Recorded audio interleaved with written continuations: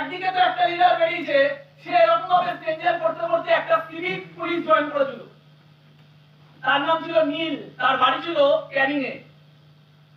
ওই ছেলেটা বয়স বেশি ছিল, যে ইন্টারনেশন করেছে তার থেকে বেশি ছিল বয়স। সিভিক পুলিশ জয়েন করার পরে 6 মাস বিজনেসটা করেছিল, 6 মাস।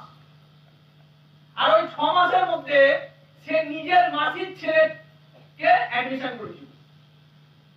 তারপরে 6 মাস পরে নীল বলে ছেলেটা বলছে, অনেকদিন তো করলাম, এখানে নাকি এই হয়, এখানে নাকি ওই হয়, পরে তো দেখলাম কিছুই হলো না, 6 মাস দিয়ে দিলাম, আমার দ্বারা হবে না। সে বলে আর আসলো না। কিন্তু সে ছেড়ে গেল কাকে? মাসির ছেলে। ওই মাসির ছেলের নাম ছিল প্রাণকৃষ্ণ। ওই প্রাণকৃষ্ণ বলে ছেলেটার আবার স্বভাব ছিল প্রতিদিন এসে কাঁদা, একবার করে না কাঁদলে ওর মনে ভাত হজম হয়। ও প্রতিদিন কাজ করবে আর প্রতিদিন কাঁদবে, করছি হচ্ছে না, করছি হচ্ছে না, করছি হচ্ছে না, করছি হচ্ছে না, এই করতে করতে করতে করতে ওর আত্মীয় একজন ভাই বের করলো। কিন্তু করলো ওর তো কাঁদতে হবে, করছি হচ্ছে না, এই করতে করতে ও সিস্টেম থেকে ছিটকে গেল। রাষ্ট্রপতি থেকে গেল কে? ওর আত্মীয়র মধ্যে একটা ভাই। আজকে ওই ছেলেটা থার গাড়ি নিয়ে ঘরে, যার নাম শিপন।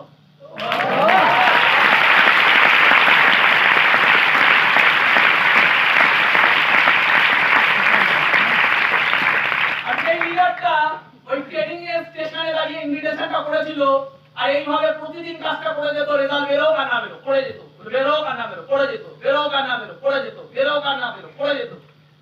সেই ছেলেটা আজকে এই বছরে কম করে এমআরএন অ্যাচিভার হতে চলেছে, এমআরএন অ্যাচিভার।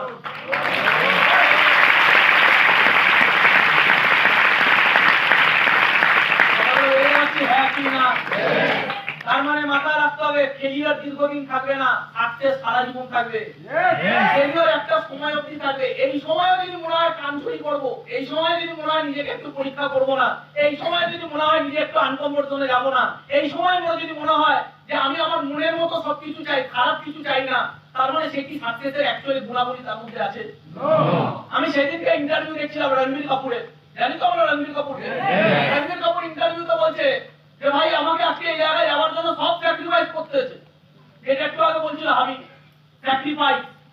রণবীর কাপুর বলছে আমার কোনো ফ্যামিলি নেই, আমি আমার ফ্যামিলির সাথে টাইম কাটাতে পারি না, আমি আমার লাইফ নেই, আমার কোনো লাইফ নেই। আমি ইন্টারভিউটা পাঠিয়ে দেবো গ্রুপে, সবার কাছে এটা পৌঁছে যায়। ওখানে রণবীর কাপুর নিজে ইন্টারভিউতে বলছে আমার কোনো লাইফ নেই, আমি স্যাক্রিফাইস করে দিয়েছি, আমার কোনো ফ্যামিলি নেই, আমি স্যাক্রিফাইস করে দিয়েছি।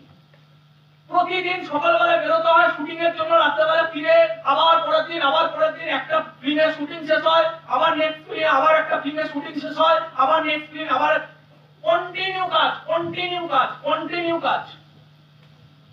কথাগুলো বুঝতে পারছি? Yes or no? তো আমাকে বুঝতে হবে যে দাঁড়িয়ে গেছে কথাটা আজগুবি কথা, দাঁড়িয়ে গেছে। আরে দাঁড়িয়ে যাওয়া কখন বলে? যখন টাকার বেসিক ব্যাপার থেকে আমি বেরিয়েছি তখন বলে দাঁড়িয়ে যাবো। বুঝলাম? ঠিক বললাম? আরে প্রশ্ন হলো 60 বছর বয়সে গিয়ে দাঁড়াচ্ছে, ইয়েস অর নো? আওয়াজ পাচ্ছি না, হ্যাঁ কি না? আওয়াজ পাচ্ছি না, হ্যাঁ। ভুল জায়গায় চলছি আমরা। ও 60 বছর বয়সে গিয়ে দাঁড়ালো কোথায়? 60 বছর বয়সে গিয়ে চাকরি চলে গেল, দাঁড়ালো না। 60 বছর বয়সে গিয়ে কি ও ব্যাংকে অতটা ব্যালেন্স করে নিয়েছে যে ওর টাকার দরকার নেই, বা নেক্সট জেনারেশন এবার থেকে আর নিজের টাইম লোকের কাছে বিক্রি করবে না, এবার ও নেক্সট জেনারেশন টাকা দিয়ে টাইম কিনবে। তাহলে টাকা দাঁড়ালো কোথায়? আওয়াজ পাচ্ছি না, দাঁড়ালো কোথায়? দাঁড়ালো কি না? এবার ও নেক্সট জেনারেশন কি করবে? আবার একটা চাকরি করতে যাবে। মুকেশ আম্বানির ছেলে কি চাকরি করতে যায়? কেন যায় না? চাকরি তো বেশ, তাহলে যায় না। একটা ইন্ডাস্ট্রিয়ালিস্টের ছেলে চাকরি করতে যায় না কেন? চাকরি তো বেশ, তাহলে যায় না। আমরা তো স্মার্টফোন না পেলে চাকরি করতাম, কেন? কারণ চাকরি তো বেশ, হ্যাঁ কি না?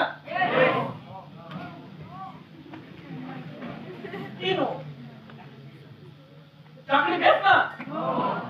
তাহলে যেতাম কেন? এইভাবেই ট্রেন করেছে এক্স্যাক্টলি। আমরা চাকরি করতে এই কারণে যেতাম না যে চাকরি বেস, আমরা চাকরি এই কারণে করতে যেতাম কারণ বেস কোনো জায়গায় আমাদের অপশন নেই। বেস কোনো জায়গায় অপশন নেই, তাই চাকরি করতে যেতে হতো, চাকরি বেস করে যেতাম। বোঝাতে পারলাম হ্যাঁ কি না? তোমার কেমন না শাহরুখ খানের ছেলে আরিয়ান খান চাকরি করতে যাবে কেন? বেস তো। আচ্ছা যদি শাহরুখ খানের ছেলে অ্যাক্টিং করতে না যায় তাহলে বিজনেস করবে, ও অ্যাক্টিং করবে না, বিজনেস তো এনে চলে। শাহরুখ খানের ছেলের ইন্টারেস্ট অ্যাক্টিং এ নেই, কারণ শাহরুখ খান বলছে ইন্টারভিউতে যে আমার ছেলে বলছে যে আমি এমন বড় পজিশনে হোল্ড করে আছি, ও যদি এখন ক্যারিয়ার স্টার্ট করে অ্যাক্টিং এ, লোক ওকে আমার সাথে কম্পেয়ার করবে, that is Y or acting ক্যারিয়ারে কোনো ইন্টারেস্ট নেই। ও এখন বিজনেস হয়ে গেছে অলরেডি, ও প্রোডাকশন খুলছে, বিজনেস, ও জামা কাপড়ের বিজনেস করছে, বিজনেস করছে, চাকরি করছে না কেন? ওখানে একা কাজ করতে হয়। ইয়েস, মারওয়াড়ি, কোন মারওয়াড়ি ফ্যামিলি চাকরি করতে যাচ্ছে কেন?